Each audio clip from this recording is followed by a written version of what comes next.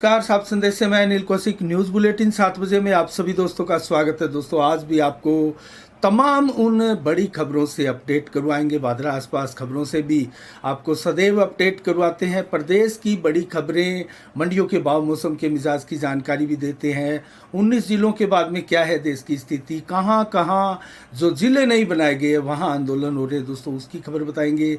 और आज फिर एक बार चिकित्सकों पर लाठीचार्ज हुआ है दोस्तों। कल भी लाठीचार्ज हुआ था। प्रदेश में किस प्रकार का वातावरण है, फसल बीमा क्लेम को लेकर भादरा क्षेत्र में लगातार अब किसान एक बार फिर से कमर कस चुके हैं सड़कों पर उतरने के लिए दोस्तों, इसकी भी हम बात करेंगे। और कल से हिंदू नववर्ष की शुरुआत हो रही है, उसको लेकर भी विस्तार से आपको खबरें बताएंगे दोस्तों। राजगढ़ भादरा की टूटी सड़क और उसको लेकर ग्रामीणों का रोष, उसको लेकर भी खबर बताएंगे। अनेकों आसपास की बड़ी खबरों से आपको अपडेट करवाएंगे। शुरुआत करते हैं फसल बीमा क्लेम की खबर को लेकर दोस्तों। कल बजरंग साड़ ने फसल बीमा क्लेम को लेकर ज्ञापन सौंपा था उपखंड कार्यालय को, और बड़ी संख्या में किसान इस कार्यक्रम में शामिल हुए थे।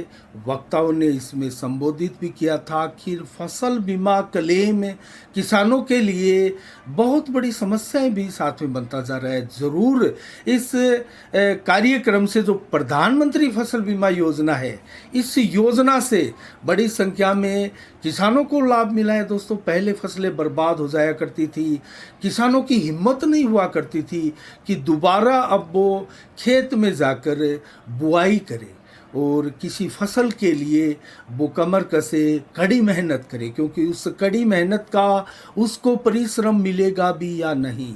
प्रकृति की मार पड़ती थी, ओलावृष्टि, गर्मी, सर्दी, भारी बरसात, इन सब स्थितियों में जो है किसान के ऊपर बड़ी ज़बरदस्त मार पड़ती थी। बेशक प्रधानमंत्री फसल बीमा योजना से किसानों को अच्छी खासी आमदनी भी होने लगी और उनकी बर्बाद होती फसलों को एक प्रकार से उनको मुआवजे के रूप में, फसल बीमा क्लेम के रूप में उनको कुछ लाभ भी मिलने लगा। तो ऐसे में किसानों को एक बार फिर से मेहनत के लिए प्रेरित करने वाला काम साबित हो रहा है। लेकिन फसल बीमा क्लेम में जो लगातार खामियां आ रही है दोस्तों, किसानों के फसल बीमा क्लेम को रोका जा रहा है और 2-2, 3-3 साल के बकाया फसल बीमा क्लेम को लेकर किसान सड़कों पर उतर रहा है। कब वो खेतों में जाकर मेहनत करेगा और कब उनको जो फसलें बर्बाद हुई है उनका मुआवजा मिलेगा। इसी पेशो पेश में किसान जो है पिसता जा रहा है दोस्तों।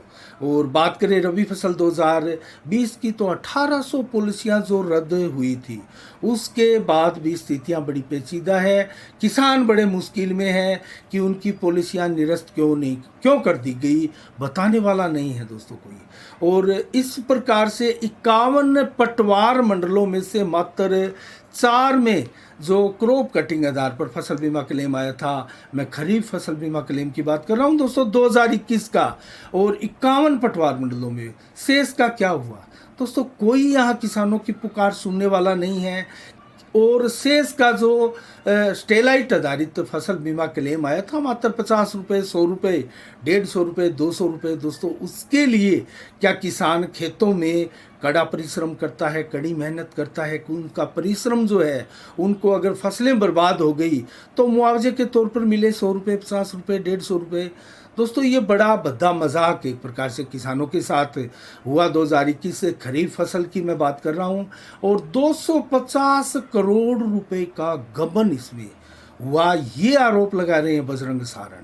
कल जो ज्ञापन दिया गया बड़ी संख्या में किसानों के साथ, उससे 2 दिन पहले एक प्रेस कॉन्फ्रेंस भी की थी बजरंग सारण ने। सिलसिलेवार तरीके से कंपनी, जनप्रतिनिधियों और प्रशासन को इसके लिए जिम्मेवार ठहराया, और किस प्रकार बड़ा घोटाला हुआ है, किस प्रकार की मिलीभगत हुई है, क्यों जो मर्म है पॉइंटों के ऊपर आकर बात नहीं की जा रही है, उसको लेकर बड़े बड़े सवाल उठाए। 2022-23 में भी अब फसल कटाई के समय बीमा कंपनी द्वारा फसलों का निरीक्षण करना, ये एक सोची समझी चाल बताई जा रही है दोस्तों। बजरंग सारण ने सीधा ये आरोप लगा रहे हैं कि ये एक बहुत बड़ी चाल है और चने की फसल कहीं उगी नहीं। इस बार किसानों के ऊपर जो मार पड़ी है दोस्तों, ओलावृष्टि, अभी देखा आपने 2-3 दिन पहले प्रदेश का मौसम एकाएक जो बदला है और कहीं बरसात में फसलें खराब हुई है।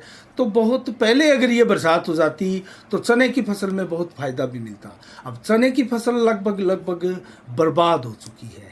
ऐसे में किसानों के लिए अब जो नीतियां निर्धारण करने वाली है वो कहाँ है दोस्तों? किस प्रकार से नीतियां निर्धारण होगी, किस प्रकार से ये फैसला होगा कि किस किसान को कितना नुकसान हुआ है दोस्तों? इसको लेकर बड़ा विस्तार से और गहराई से सरकार को सोचना है। और बजरंग सारण तो स्पष्ट आरोप लगाते हैं कि सर्वेक्षणों को निरस्त करके पूर्व निर्धारित सर्वेक्षणों के आधार पर ही फसल बीमा क्लेम जारी की जाए और स्टेलाइट आधारित फसल बीमा क्लेम की जो सारी व्यवस्थाएं हैं वो तो एक प्रकार से नकारा सिद्ध हो चुकी है दोस्तों। 150-150 रुपये का फसल बीमा क्लेम जो आया था उसको लेकर किसानों में आक्रोश बढ़ा है। अब फिर एक बार किसान अपनी मांगों के लिए सड़कों पर उतरने के लिए कमर कस रहा है दोस्तों। और बजरंग सारण संभवतः इसकी अगुवाई भी करने वाले हैं। बजरंग सारण ने प्रेस कॉन्फ्रेंस की और ज्ञापन दिया, उससे यही संकेत मिलता है कि आगे बजरंग सारण इस मुद्दे को छोड़ने वाले नहीं हैं और इसको लेकर वो लगातार अपनी राजनीति भी चमका रहे हैं। और दोस्तों क्यों ना चमके, ऐसे में किसानों का कोई मुद्दा उठा रहा हो और किसानों की समस्याओं को कोई सदन पटल पर वहाँ पहुँचाने तक का प्रयास करे बगैर जनप्रतिनिधि के। दोस्तों सरकार के अधिकारियों के कानों तक वो खबरें पहुंचाने की, वो समस्या पहुंचाने की अगर कोई कुव्वत रखता है तो दोस्तों उसको आगे बढ़ने का भी हक है और वो आगे बढ़ना चाहिए। बजरंग सारण यही कर रहे हैं। सबसे ज़्यादा यहाँ मौजूदा जनप्रतिनिधि बलवान पूनिया को अगर कोई नुकसान पहुँचा रहा है तो वो वर्तमान में बजरंग सारण है, क्योंकि किसानों की लगातार वो आवाज़ बनते जा रहे हैं और बजरंग सारण अच्छा खासा बलवान पूनिया के संबोधनों में आक्रोश का कारण भी बन रहा है। और हम बात करें तो दोस्तों ऐसा नहीं है हमारा विधायक क्षेत्र का विधानसभा में आवाज़ बुलंद नहीं करता है, लेकिन उन पॉइंटों पर, उन मुद्दों पर कतई वो नहीं बोलते जिन मुद्दों को लेकर क्षेत्र में सस्पेंस है, किसानों में आक्रोश है, किसान बार बार सड़कों पर उतर रहे हैं, किसानों को बर्बाद होने के लिए मजबूर होना पड़ रहा है, उनका फसल बीमा क्लेम रोका जा रहा है, उनको कभी चोर बताया जा रहा है, उनको कभी पानी चोरी के मुकदमों में भीतर करवाया जा रहा है। दोस्तों इस सारे प्रकरणों पर खुलकर चर्चा करने की भी आवश्यकता है। तो हम बात कर रहे हैं दोस्तों अब अन्य खबरों की ओर भी। जिस प्रकार से 19 जिले बनाकर मास्टर स्ट्रोक खेला था मुख्यमंत्री अशोक गहलोत ने, और जगह जगह जिनको नया जिला बनाया गया वहाँ से उनके समर्थन में जुलूस, ढोल नगाड़े और अशोक गहलोत की जय जयकार के, जिंदाबाद के नारे गूंज रहे थे। अब वहीं उन जिलों में भी जिन जिलों की रिक्वायर्ड थी, रामलू बाया कमेटी की बात करें तो 65 के लगभग जिलों की डिटेल थी। हमारा पड़ोसी कस्बा नौर की बात करें, चूरू विधानसभा में, लोकसभा में अगर बात करें सुजानगढ़ की भी, और गंगानगर में अगर बात करें सूरतगढ़ की भी, तो यहाँ भी अब धरना प्रदर्शन, बंद, सड़क जाम, चक्का जाम, कस्बे बंद की नौबत आ रही है। और दोस्तों सुजानगढ़ के लिए तो सालासर के भी तमाम रास्ते बंद कर दिए गए, रोक दिए गए। ज़बरदस्त चक्का जाम, धरना प्रदर्शन हो रहे हैं और इससे लगता है कि ये जो फैसले थे 19 जिलों को लेकर, उसमें कुछ पारदर्शिता बढ़ती जाती, जिलों की संख्या कम होती और जो ज़्यादा डिजर्व रखने वाले हैं उन जिलों की मांगे पूरी की जाती अगर 4 या 5 या 7 की संख्या में, तो ये संभवतः विवाद ना होता। लेकिन 19 जिलों की सौगात और उसमें दूदू जैसे ऐसे ज़िले बना दिए गए जिनको 2-3 महीने पहले ही पंचायत समिति का दर्जा मिला हो, तो ऐसे ज़िले बना देने से क्षेत्र में उन लोगों में आक्रोश बरपा है जो वर्षों पुरानी जिलों की मांग पूरी नहीं करवा पाए, अपने जनप्रतिनिधियों पर आक्रोशित हो रहे हैं। नौर कस्बे की बात करें तो लगातार नौर कस्बे में धरना प्रदर्शन आंदोलन तीसरे दिन भी जारी है। तो कहाँ तक जाकर रुकेगी ये डिमांड देखते हैं। लेकिन वर्तमान में पिछले 3 दिनों से एक और प्रकरण ने राजस्थान सरकार की नींद उड़ाकर रखी है दोस्तों। जो राइट टू हेल्थ बिल था, मंगलवार को आज विधानसभा में पेश होना था, उसको लेकर कुछ बातें भी बनी थी, कुछ बिंदुओं पर सहमति भी बनी थी, लेकिन कुछ बिंदु ऐसे थे जिन पर सहमति बिल्कुल भी नहीं बनी थी, आसार भी नज़र नहीं आ रहे थे। उसको लेकर डॉक्टर्स सड़कों पर उतरे और जयपुर में ज़बरदस्त भीड़ के साथ प्रदर्शन करते हुए डॉक्टर्स नजर आए। स्टैचू सर्किल पर पुलिस ने उन्हें रोका, वहां लाठीचार्ज हुआ, बहुत बड़ी संख्या में डॉक्टरों को घायल होते हुए देखा गया और महिला चिकित्सक भी इसमें घायल हुई और महिला पुलिसकर्मी ना होने का भी आरोप लग रहा है। तो ये एक प्रकार से अशोक गहलोत सरकार के लिए बहुत बड़ी चुनौती बनकर उभरा है। कैसे पार पाते हैं अशोक गहलोत, ये देखने वाली बात है। इसके अलावा दोस्तों बात करें हम अन्य खबरों की ओर, तो बार बार हमारे क्षेत्र से रुपया नारियल लेकर शादी करने की जो खबरें आती है, वो खबरें एक समाज में प्रेरणा का काम भी करती है और ऐसे में बहुत से लोगों को इसके लिए दोस्तों बाध्य करती है कि वो भी ऐसे समाज को प्रेरणादायी साबित होने वाले ऐसे कार्य करने के लिए आगे आए। युवाओं में जोश और एक प्रकार से होड़ लगी है। तो गांधी बड़ी निवासी महेंद्र सिंह की बेटी पूनम की शादी लुधेसर हरियाणा के निवासी दुली चंद बिष्ट के पुत्र संजय बिष्ट के साथ दोस्तों 18 मार्च को संपन्न हुई। और इस शादी में जो बाप अपनी बेटी के लिए शादी करता है तो दोस्तों हर वो चीज़ देने का प्रयास करता है जो उसके बूते से भी कहीं बाहर हो, और इसमें भी दहेज देने का प्रयास किया गया। लेकिन जो वर पक्ष है उन्होंने दहेज लेने के लिए बिल्कुल मना कर दिया और मात्र 1 रुपया नारियल लेकर इस शादी को संपन्न कराया गया, जो कि एक मिसाल है युवा पीढ़ी के लिए भी और वर्तमान युग के लिए भी। तो दोस्तों इसके अलावा 26 मार्च को गेहूं में चौधरी चरण सिंह की मूर्ति अनावरण के कार्य की जोर शोर से तैयारियां की जा रही है और इस अवसर पर चौधरी चरण सिंह जी जो किसान नेता माने जाते हैं, उनके पुत्र जयंत चौधरी इस कार्यक्रम में पहुंचने वाले हैं दोस्तों। और क्षेत्र के सभी मौजूदा जनप्रतिनिधि, पूर्व जनप्रतिनिधि भी इस कार्यक्रम में पहुंचेंगे। इसके अलावा 23 मार्च को परसों चेटी चंड का त्यौहार जो है धूमधाम से मनाए जाने की तैयारियां, सिंधी समाज का सबसे बड़ा ये त्यौहार होता है और दोस्तों इस त्यौहार को लेकर सिंधी समाज बड़े कार्यक्रम भी आयोजित करता है और हर वर्ष इस कार्यक्रम को धूमधाम से मनाया जाता है और इसको झूलेलाल जयंती के रूप में भी हम जानते हैं। तो चैत्र मास की शुक्ल पक्ष की दूज को ये त्यौहार आता है और हर बार जो झूलेलाल जी की जयंती है, झांकी है, छेज नृत्य है और शीश पर झूलेलाल जी की प्रतिमा लेकर कस्बे के बाजारों से उनकी शोभा यात्राएं निकाली जाती है और अलग तरह के नृत्य कार्यक्रम, झांकियां इस कार्यक्रम में आयोजित की जाती है। इसके अलावा दोस्तों आपने देखा होगा पिछले दिनों मलखेड़ा गांव में कुलदीप मेघवाल नामक एक युवक का शव मिला था खेत में और उसकी हत्या की आशंका जताई थी। उनके चाचा सीताराम ने इसको लेकर एफआईआर दर्ज करवाई थी।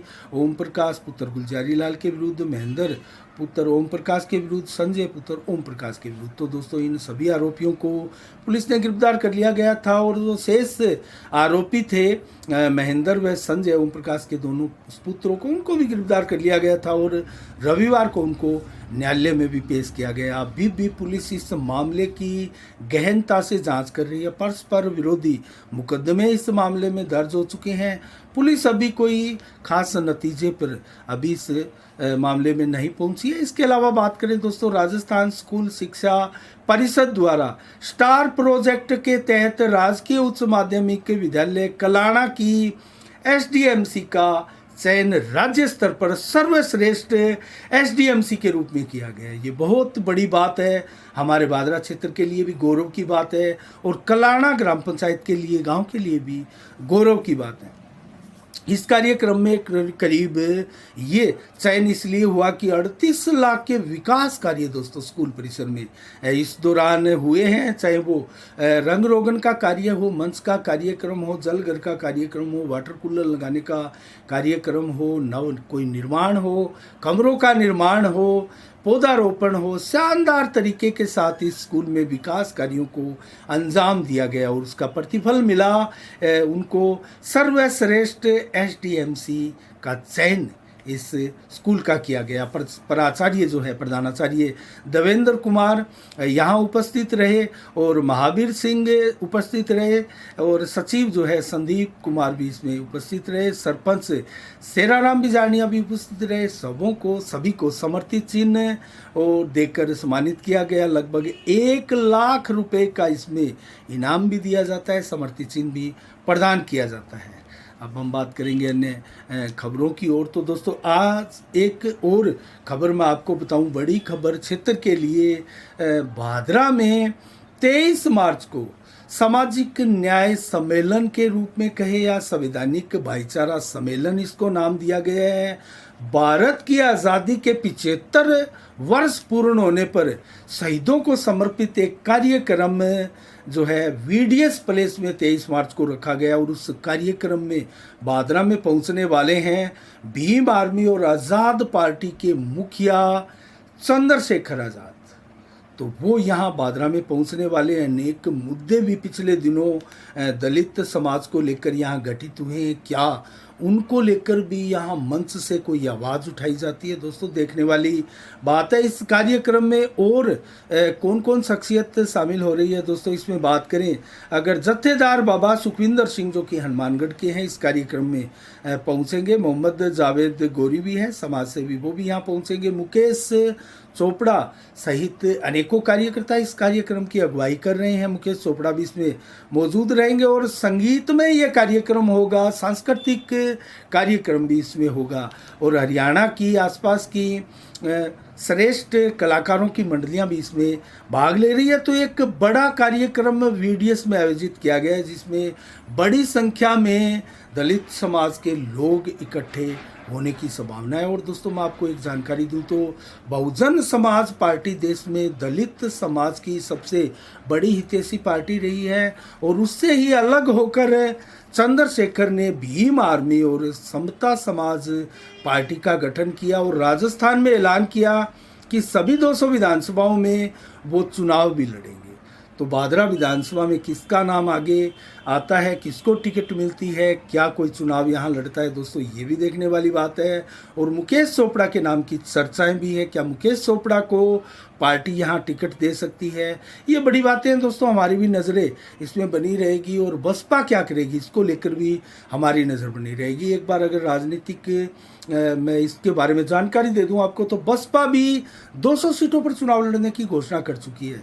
भाजपा कांग्रेस से ऑलरेडी 200 सीटों पर चुनाव लड़ेंगे ही। आम आदमी पार्टी भी 200 सीटों पर चुनाव लड़ने की घोषणा कर चुकी है। वहीं आरएलपी 150 सीटों पर, तो असदुद्दीन ओवैसी की पार्टी भी लगभग 19-20 सीटों पर चुनाव लड़ेगी जो मुस्लिम बाहुल्य सीटें होगी। तो ऐसे में सभी पार्टियां जोर आजमाइश करेगी, लेकिन राजस्थान में कोई तीसरे मोर्चे का भी कोई गठन होता है, क्या वो कोई साथ आने वाले हैं, ये देखने वाली बात है। एक अन्य खबर की ओर अगर मैं आपको आपको ध्यान आकर्षित करना चाहूँ तो आज जयपुर में एक बैठक हुई दोस्तों। जननायक जनता पार्टी जेजेपी हरियाणा की चौटाला परिवार की पार्टी आप सभी जानते हैं, उनके बारे में अक्सर आपने सुना है। देवीलाल चौधरी पूर्व प्रधानमंत्री तक हुए हैं, ओम प्रकाश चौटाला मुख्यमंत्री तक हुए, देवीलाल भी मुख्यमंत्री हुए हैं।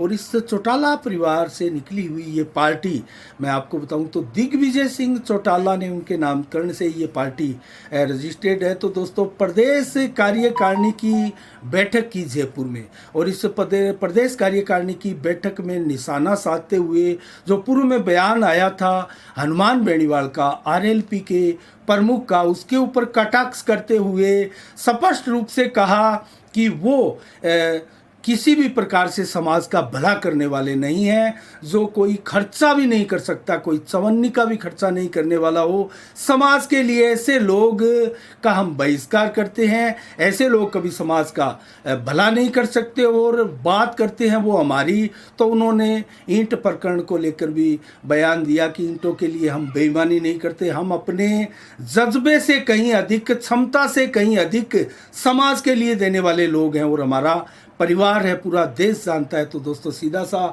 इशारा था हनुमान बेनीवाल को राजस्थान में आकर एक प्रकार से चुनौती देने का काम इस जजपा पार्टी, जननायक जनता पार्टी के एक बड़े नेता ने किया। और दोस्तों इस अवसर पर एक नियुक्ति भी की, पार्टी का विस्तार करते हुए सुभाष शर्मा महिर्स, जो कि अधिवक्ता है जयपुर में और शानदार व्यक्तित्व है, युवा चेहरा है और चूरू जिले के ददरेवा गांव का ये होनहार युवा है, इसको पार्टी के पद पर प्रदेश प्रवक्ता व विधिक सलाहकार के रूप में नियुक्ति दी गई है। तो इस अवसर पर सुभाष शर्मा ने आश्वस्त किया, सभी पार्टी के नेताओं को विश्वास जताया कि मैं पूरी ईमानदारी, मेहनत और लगन के साथ पार्टी के प्रति वफादारी निभाते हुए कार्य करूंगा। और इसके अलावा दोस्तों हम बात करें अन्य खबरों की ओर, तो राजगढ़ बादरा सड़क का मुद्दा बार बार उठता है दोस्तों, और बार बार इस सड़क की मांग मैं आपको बताऊं तो पिछले 8 वर्षों से जर्जरावस्था में पहुंच चुकी है ये सड़क। और यहाँ सड़क में बड़े बड़े गड्ढे आपको इस प्रकार से दिखाई देंगे कि वाहन चालकों को ये समझ नहीं आता कि गड्ढों से बचा कैसे जाए।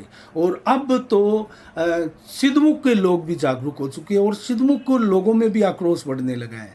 सिद्धमुख के लोगों ने तहसीलदार को एक ज्ञापन सौंपा और मांग की कि जल्द से जल्द इस समस्याओं का निराकरण किया जाए, इस रोड का, इस सड़क का निर्माण हो। मैं आपको बताऊं तो 2 बजट पहले मुख्यमंत्री अशोक गहलोत के बजट में घोषणा की गई थी, जिसका श्रेय कृष्णा पूनिया राजगढ़ की विधायक ने भी सोशल मीडिया पर खूब जमकर लिया था और बादरा के विधायक बलवान पूनिया ने भी इसका श्रेय लेने का पूरा प्रयास किया था। लेकिन कहाँ है वो सड़क? आज भी गड्ढे हैं। और बलवान पूनिया ने तो बहुत बड़ी बात क्षेत्र में कही है दोस्तों। अगर इतनी बड़ी बात कोई कहने की हिम्मत रखता है तो उस नेता में ज़रूर दम होता है, लेकिन ये दम वाली बात नहीं थी। बलवान पूनिया ने बादरा क्षेत्र में कहा कि जिस गांव की सड़कें टूटी हुई है मैं उन गांवों में वोट मांगने ही नहीं जाऊंगा। दोस्तों कहीं ना कहीं भारी पड़ने वाला है बलवान पूनिया पर ये जो उनका बयान था। और इस बयान की बात करें तो अभी भी दर्जनों ऐसी सड़कें हैं जो बनने की स्थिति में दिखाई नहीं देती। तो क्या उन दर्जनों गांवों की ओर रुख नहीं करेंगे बलवान पूनिया? किसी विधायक का दोस्तों इस बार कोटा भी बढ़ा हुआ है। इस योजना की अगर माने तो सीधा 1 करोड़ से 5 करोड़ का कोटा है दोस्तों। जितना मर्जी आए 1 साल में काम करवा सकते हैं विधायक, और 5 सालों में तो जमकर काम करवा सकते हैं और आगे दिखाई भी देंगे अगर यही कोटा बरकरार रहा 5 करोड़ का, जैसा कि मुख्यमंत्री अशोक गहलोत ने किया था। ये बहुत शानदार कार्य किया कि एक विधायक का कोटा 1 करोड़ से बढ़ाकर 5 करोड़ का कर दिया गया, किसी सांसद से भी ज़्यादा। दोस्तों कहीं ना कहीं बहुत शानदार सौगात दी है विधायकों को अपने क्षेत्र में अपना वजूद बचाए रखने के लिए। लेकिन कितने विधायक अपना वजूद बचाएंगे और 2023 के चुनाव में क्या परफॉर्मेंस करने वाले हैं ये विधायक, देखने वाली बात है। लेकिन राजगढ़ बादरा सड़क की हालत बेहद ख़राब है। बार बार इसको लेकर दोस्तों मांगे उठ रही है और बादरा के लोग तो अब इसको लेकर परेशान हो चुके हैं। और उधर इस मार्ग से जाने वाले लोग जो है वो शॉर्टकट इधर उधर से लंबा रास्ता अख्तियार करके निकलते हैं, क्योंकि वैसे भी इस 1-1.25 घंटे के रास्ते में 4 घंटे वाहन चालकों को लगते हैं बादरा से राजगढ़ पहुंचने के लिए। तो बड़े परेशान हैं लोग। इसके अलावा बात करें हम दोस्तों अन्य खबरों की ओर, कल 22 मार्च को दोस्तों हिंदू नव वर्ष की शुरुआत होने जा रही है। तो हिंदू नव वर्ष इस बार 13 महीने का होगा दोस्तों, क्योंकि 12 महीने का एक साल आता है, लेकिन 3 वर्षों में करीब 1 महीना बढ़ जाता है। उसका आंशिक रूप से समाधान भी किया जाता है। और जो बढ़ा हुआ महीना है वो कैसे बढ़ता है दोस्तों, इसको लेकर जो भ्रांतियाँ हैं उसके बारे में भी मैं आपको बताना चाहूँगा। सूर्य वर्ष के रूप में अगर मनाएं तो, क्योंकि पृथ्वी का जो चक्कर होता है 365 वर्षों में पूरा होता है। और सूर्य मास जो है संक्रांति से संक्रांति तक रहता है, 365 दिनों का ये चक्कर होता है। अगर चंद्रमास की बात करें तो 354 दिनों का ये चंद्रमास होता है और पूर्णिमा से पूर्णिमा तक ये रहता है। तो जो 11 दिन 3 वर्षों में बढ़ते हैं वो लगभग दोस्तों 1 महीना बढ़ जाता है। 1 महीने जो साल में जो 11 दिन बढ़ते हैं वो करीब 3 वर्षों में 1 महीने का रूप ले लेती है, जिसको आंशिक रूप से इस समस्या का समाधान भी किया जाता है। लेकिन इस वर्ष जो बढ़ा हुआ महीना होगा वो 18 जुलाई 2023 से लेकर इसका समापन जो होगा वो 16 अगस्त 2023 को होगा। तो 18 जुलाई से 16 अगस्त तक ये बढ़ा हुआ अतिरिक्त अधिक मास इसको कहते हैं। और अधिक मास में किसी भी प्रकार के धार्मिक आयोजन कार्यक्रम करने की मनाही होती है, चाहे वो विवाह शादी मुंडन गृह प्रवेश या किसी का मुहूर्त हो। ये कार्य इस महीने में दोस्तों नहीं किए जाते, ये अतिरिक्त महीना इसको कहते हैं। अगर दुनिया भर के कैलेंडरों की ओर की बात करें दोस्तों, पीछे भी इस प्रकार का एक विवाद हुआ था। तो दुनिया में 96 प्रकार के कैलेंडर हैं दोस्तों, अलग अलग तरह के, अलग अलग उसमें थोड़ा थोड़ा अंतर भी आपको मिलेगा। भारत की भी बात करें तो 36 प्रकार के कैलेंडर भारत में निकलते हैं, लेकिन वर्तमान में 12 ही प्रकार के कैलेंडर जो है वो चलन में हैं और लगभग 24 चलन से बाहर हो चुके हैं।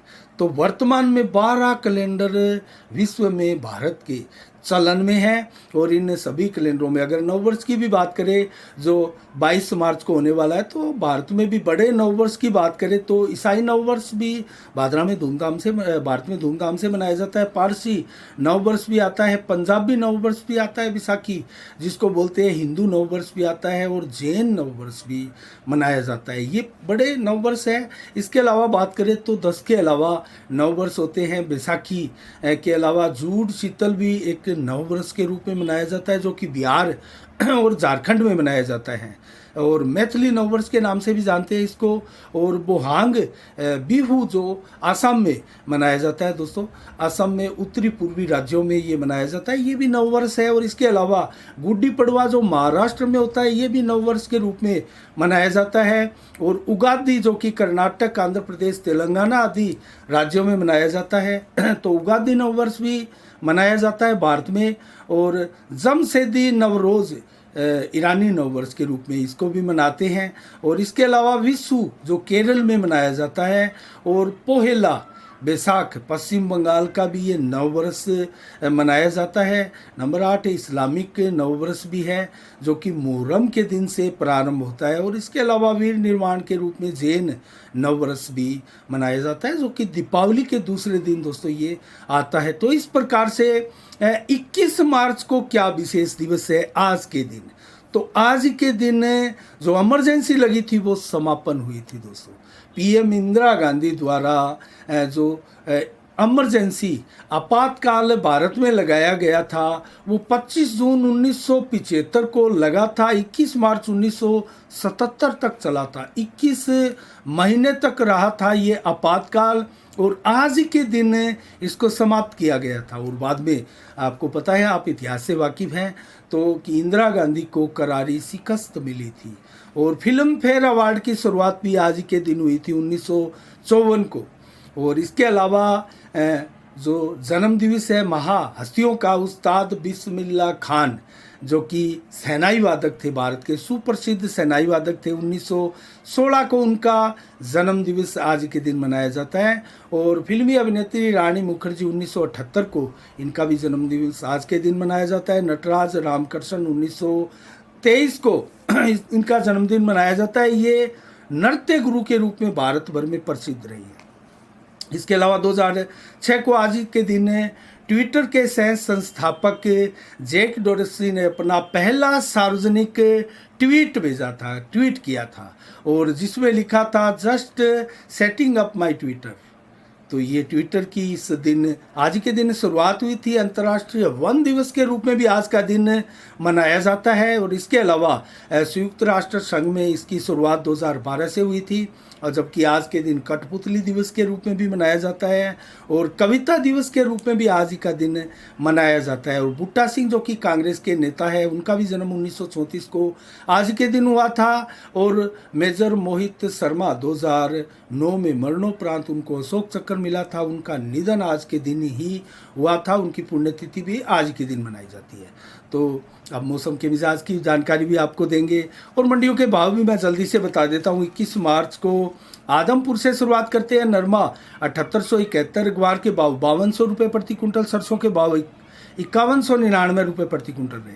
सिरसा मंडी में नरमा आज बिका है 7736 रुपये प्रति कुंटल, कपास 9821, सरसों के भाव 5225, गेहूं के भाव 2160 रुपये प्रति कुंटल। जबकि फतेहाबाद मंडी में नरमा 7740, कपास 9400, भट्टू में नरमा 7600, ग्वार के भाव 4870, जबकि सरसों के भाव 5100, जौ के भाव 1960 रुपये प्रति कुंटल। आज की अंतिम मंडी नौर में चना 5100, सरसों 5300, मेथी के भाव 5850, गेहूँ 2150 और ग्वार के भाव 5500 रुपये प्रति कुंटल रहे। और मौसम का मिजाज आज 21 मार्च को 24 से 26 डिग्री, टेम्परेचर 7 से 11 किलोमीटर की रफ्तार से हवाएं चली और 98-100% बादल दिन भर छाए रहे। देर रात्रि को भी 22 से 25 डिग्री टेम्परेचर रहेगा, 7 से 14 किलोमीटर की रफ्तार से हवा 100% बादल छाए रहेंगे। कल 22 मार्च को भी 18 से 25, 27 से 29 मैक्सिमम और 22 से 28 देर शाम को टेम्परेचर रहेगा। 7 से 18 किलोमीटर की रफ्तार से हवाएं और 30 से 100% बादल दिन भर और रात्रि को भी छाए रहेंगे। तो इस प्रकार से दिन भर काल 0.7 mm बरसात की भी चेतावनी है। तो हल्की ठंड का भी एहसास होगा, गर्मी से कुछ निजात मिलेगी। आज के लिए इतना ही, कल ठीक है शाम 7 बजे फिर आपसे रूबरू होंगे नई खबरों के साथ, नई समीक्षा के साथ। तब तक के लिए आप अपना बहुत बहुत ख्याल रखिएगा। मुझे दीजिएगा इजाज़त। साफ संदेश से मैं अनिल कौशिक, नमस्कार, जय भारत, जय जय राजस्थान।